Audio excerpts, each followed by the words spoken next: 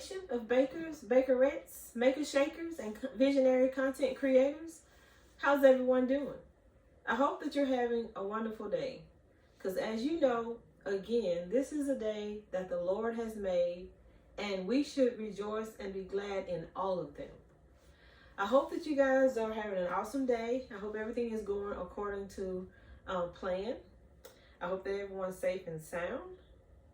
So if you are new to the channel, I'm Cassie, and welcome to Cassie's Kitchen Creations. If you just drifted by, something caught your attention, welcome. I hope that you'll stay, click the like button, leave a comment, subscribe to the channel, and join the creation nation of bakers and bakerettes, maker shakers, and visionary creators. So guys, today, what are we going to do today? I think today I'm going to prepare a meat. I think I'm going to try this new recipe that I saw on some pork chops. No, they're not for me, but I'm going to prepare some pork chops, and I'll probably do some chicken. And the chicken is for me. Maybe chicken, turkey, one of them. I haven't decided yet, but I know definitely I'm going to try this recipe because it's on a pork chop. All right, so that's what's on the menu for today, is to do a pork chop. And it's like kind of browning it on top of the stove, and then we're gonna place it in the oven for it to continue to cook. So it's not a long recipe, it's quick and easy. And these pork chops that I'm preparing today will go with this savory rice bake that I actually prepared on a previous video. Yes, so I'm gonna serve it with chicken, maybe turkey, I'm not sure, and definitely with those pork chops.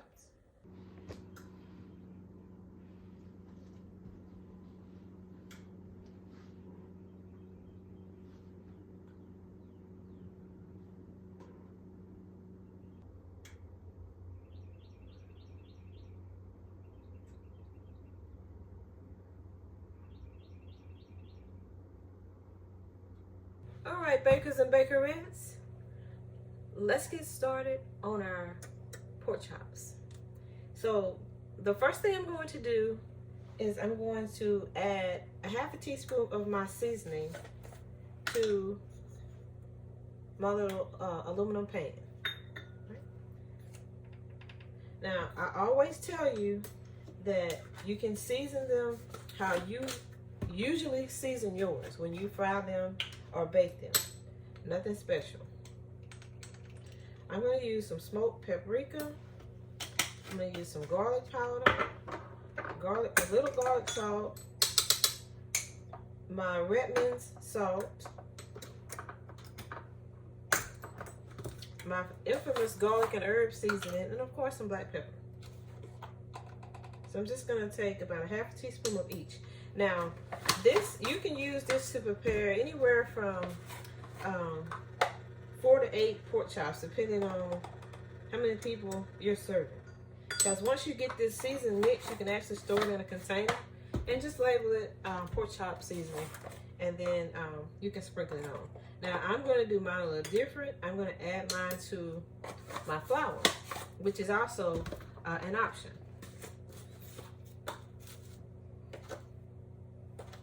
And this is my garlic and herb seasoning that I love so. I put a little black pepper, a little white pepper, and mix it up. I do half and half. So that's all of the seasonings, and I'll put these up right quick, because I'm going to need my space here.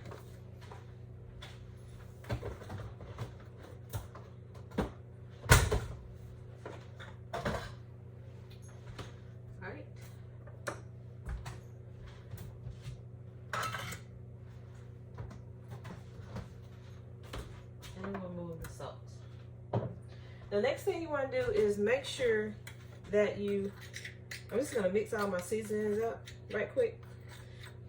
But you want to make sure that you have washed your pork chops. And if you don't wash your pork chops, that's on you. But you guys already know I wash all of my meat. Everything, vegetables, I wash everything. All right, so I have washed the meat, and it's in this bowl here.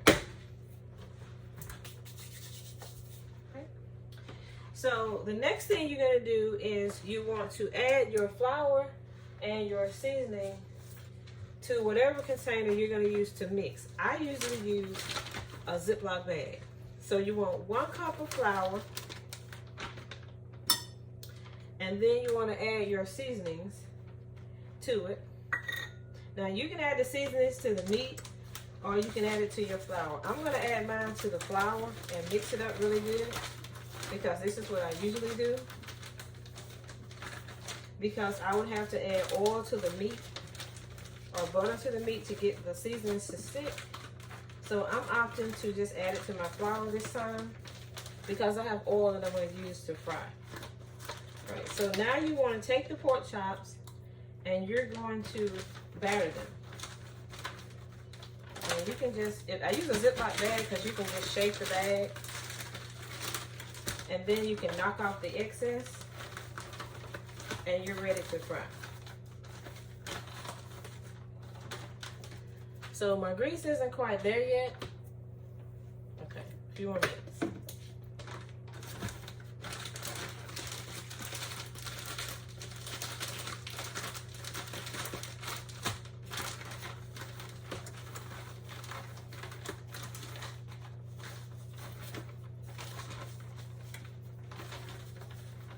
And so you just knock off the excess oil, or the excess flour, no biggie.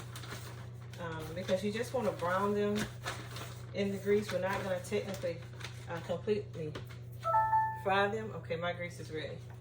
I don't want it piping hot. I just want it hot enough to brown them on both sides. All right. Okay, that's my first 2, and I have 2 more in the pan. So I'm going to place those in a sink. I did use vegetable oil as my neutral oil of choice to brown these on both sides. So while these are cooking, I'm going to place you on a pause and let them brown on both sides. I'll bring you back in so you can see the final product. And then we'll have these 2 ready to go in the pan when those come out. And then we'll be ready for the next step, which is to bake them in the oven. So don't go anywhere. Grab your favorite detox drink, your favorite snack, and I hope it's one of my no bakes. Sit back, relax, and watch one or a multiple of my playlists, and I'll be right back with you. All right, bakers and bakerettes. This is what the first 2 looks like. As you can see, they're browning fairly well. Not quite ready on the opposite side. Now, we're not going to cook these thoroughly on top of the stove. We're just going to brown them, and then we're going to move to the next step. So I just want to bring you back in so you can see how they look. And I haven't got to the second set yet, but it's coming up.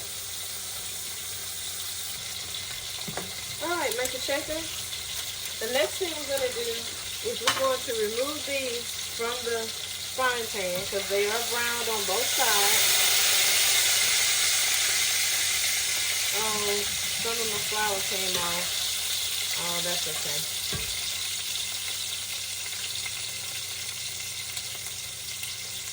All right, we're going to pick this one up. Brown on both sides. Okay, we're going to put them in the... I have a piece of foil on my bacon sheet, which is usually for baking cookies. And we're just going to put the pork chops on here. I have battered the second 2 pork chops.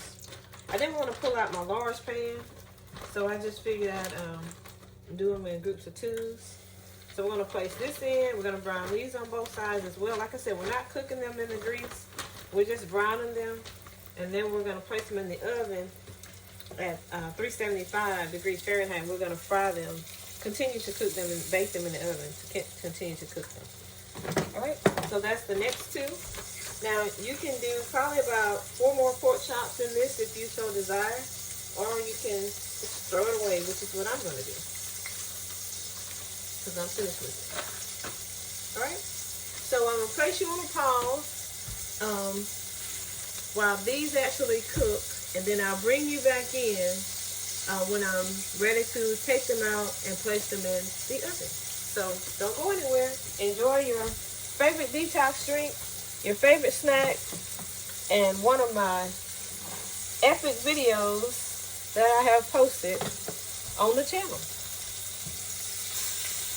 I just thought I'd pop back in and share something with you.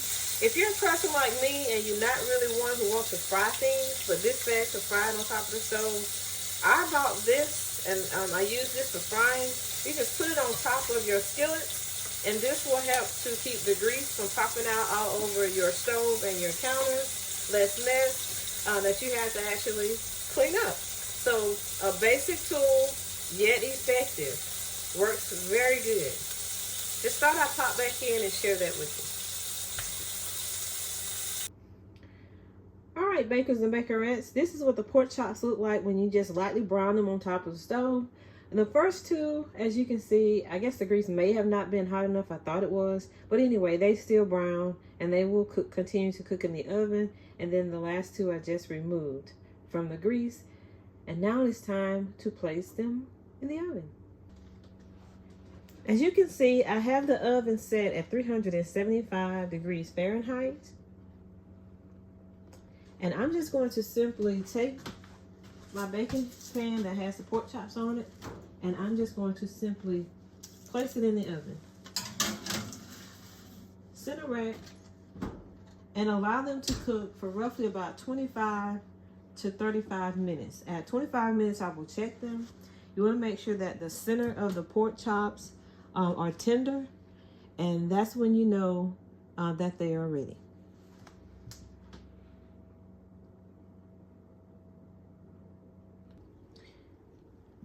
All right, Creation Nation, this is what the completed oven baked pork chops actually look like. They turned out fairly well. All right, Creation Nation, the pork chops are done. They have cooled, and I am going to now do a taste test, and I'll tell you yes or no. Okay?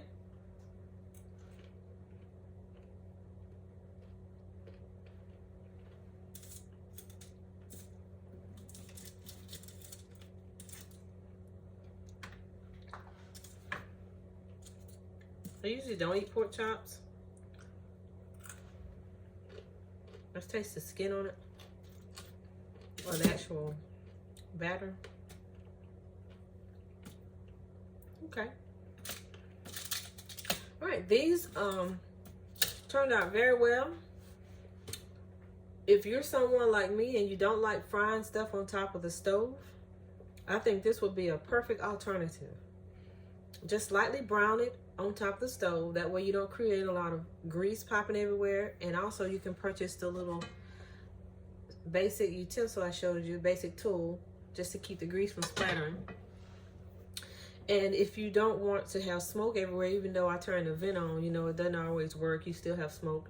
And you don't want the smell of fried food in your home, which is the #1 thing for me.